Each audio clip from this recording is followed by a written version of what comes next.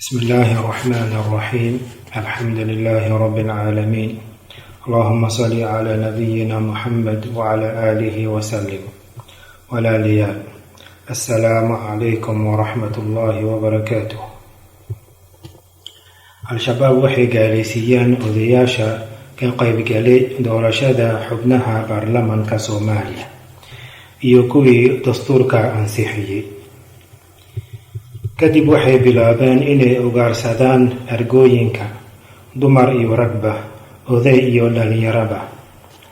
markay wax badan ka dileen, haddaba ay ogaadeen inaysan dili karin dhammaantood, waxay 40 maalmood u qabteen inay ka toobad keeneen ka qayb qaadashadii xulista baarlamanka, haddii kale ay sii wadi doonaan dilkooda. waxay u cuskadeen xasuuqaas inay doorteen xildhibaano xaq ilaahay qaatay oo ah sharci dejinta, iyo in dastuurka uu ku dhisan yahay baarlamanka uu yahay daaquud. dad badan ka mid ah ergooyinkaas ayaa dhulka al-shabaab ay maamulaan tageen, iclaamiyeenna inay ka toobad keeneen waxay ugu yeereen gaalnimo. suurtagal maahan inaa hal duubis si dhammaystiran ugu caddeeyo mas'aladan. insha allah wixii tafaasiil ah ayaa buugeedii fatxu raxmaan fii raddi calaa ahli takfiir waalcudwaan laga heli doonaa insha allah markii la nashriyo. argooyinka waxaan ku leeyahay wax gaalnimo ah aad ku dhacdeen ma jirto. dastuurka ku-meelgaarka ee Soomaaliya 2012 la ansixiyey waxaa ku qoran qodobka 1: Soomaaliya waa jamhuuriyad federaal ah, leh gobbanimo dimuqraadi ah oo ku dhisan matalaadda dadweynaha, loo dhan yahay oo ku salaysan nidaamka axsaabta badan iyo cadaaladda bulshadeed. qodobka 2: Islaamku waa diinta dowladda. diin aan ahayn islaamka laguma faafin karo dalka. lama soo saari karo sharci aan waafaqsanayn mabaadi'da guud ee shareecada islaamka iyo maqaasideeda. dimuqraadiyadda macnaheed ma ahan sida abu maxamed al-maqdisi iyo al-shabaab ay u dhigeen oo ah inay diin tahay. dimuqraadiyadda waxay ka bilaabatay waddanka Faransiiska qarniga 18aad, kacdoon dadweyne kadib. markii luqadaas loo laabto, macnaheeda waa maamulka dalka dadweynaha ayaa iska leh, ma aha sharci dejinta dadweynaha ayaa iska leh sidii ay u dhigeen. dadka Faransiiska waxay ka kacdoomayaan diktatoriyadda iyo nidaamka kelitalisnimada ee boqortooyada.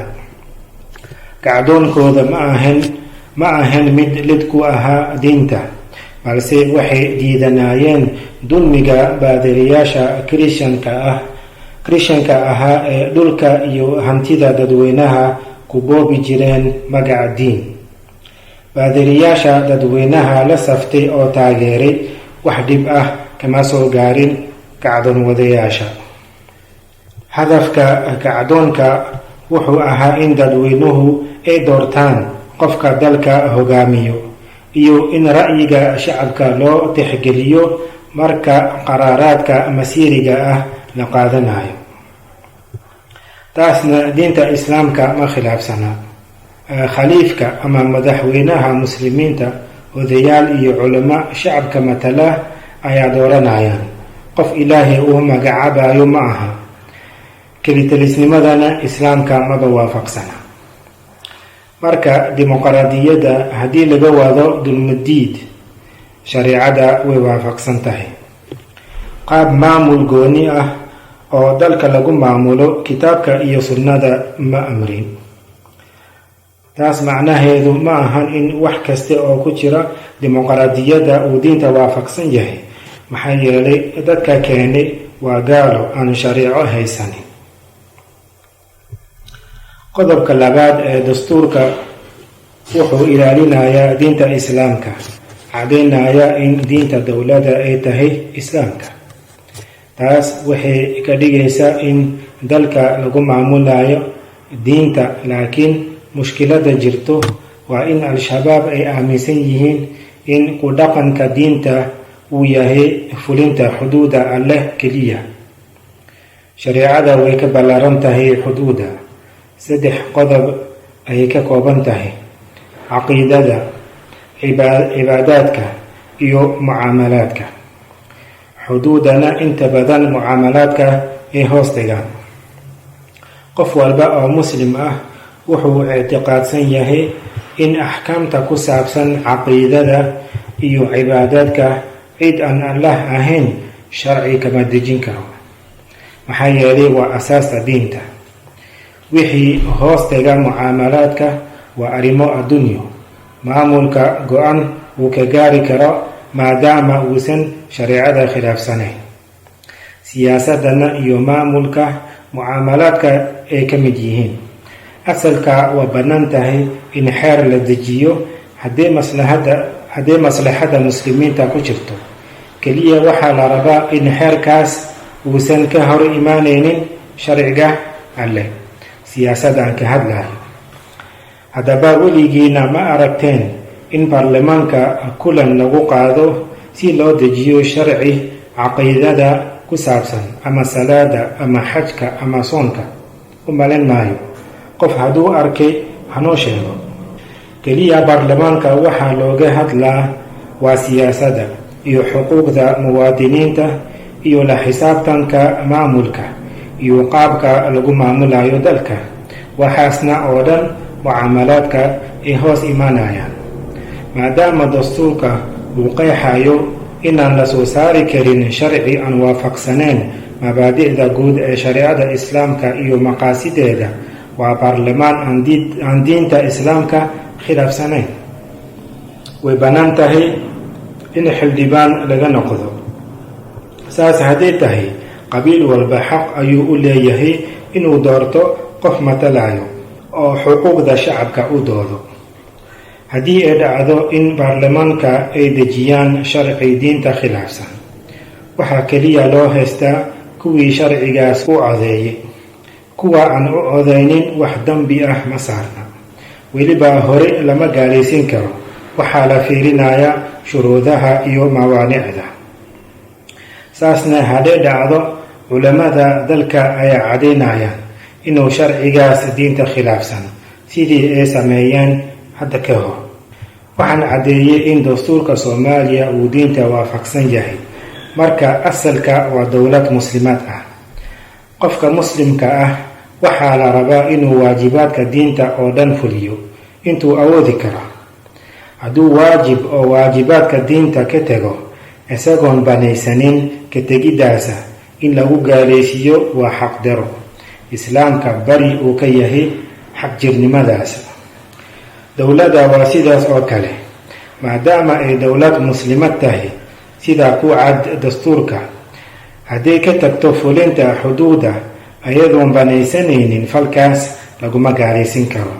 laakiin waa dambina qof muslim ah laguma gaalaysin karo maadaama uusan banaysanin. waa inaad ogaataan in mas'alada fulinta xuduuda way ka baxsan tahay awoodda dowladaha muslimka. qofkii taariikhda yaqaana iyo xaaladda adduunka hadda ka taagan ayaa fahmi karo inaysan sahlaneyn. ilaahina qofka wixii awoodiis ka baxsan ma ku qabsanayo. marka warka al-shabaab iyo jamaacadka kale ayaana dhagaysanin. gaalaysiintooda dowladda iyo baarlamaanka iyo qof walba xiriir la leh waa xaqdaro, wax shareecada waafaqsan ma aha. haddii la dhaho fikirkan haddaad aaminsan tahay, maxaad ugu biirtay al-shabaab? jawaabta waxa waaye, taalibaan ee al-qaacido iyo al-shabaab bayca kula jiraan ma gaalaysinayaan xukuumadaha ka jiraan dalalka muslimiinta. al-qaacida ee jasiirat al-carab markuu noolaa hogaamiyahooda koowaad abubasiir ma gaalaysin jirin xukuumadda yemen iyo xukuumadaha kale. sheekh cabdalla cazaam xilliga jihaadka afghanistan wadamada islaamka uu tegi jiray oo muxaadarooyin uu ka qaban jiray, maxaa yeelay ma gaalaysin jirin xukuumadahaas. xamaas ee falastiin ka dagaalamayso ma gaalaysiiso xukuumadaha ka jiraan wadamada islaamka. marka ma ahan fikri cusub aan la imaaday, saas aan aaminsanaa sidii kuwaas oo kale. xilligaasna ilaa iyo hadda nidaamka ka jira wadamada islaamka wuxuu ku salaysan yahay dastuurka iyo dimuqraatiyadda. saas darteed waa in la kala saaro jihaadka islaamiga ah oo dhulka muslimiinta laga saarayo gaalada kusoo duushay oo muslimiinta xasuuqayaan iyo gaalaysiinta xukuumadaha muslimiinta. intaas kadib al-shabaab waxaa laga rabaa diyadda ergooyinka iyo xubnaha baarlamanka ay xaqdaro ku dileen iyo inay kasoo noqdaan gaalaysiinta dowladda iyo kuwa la shaqeeya.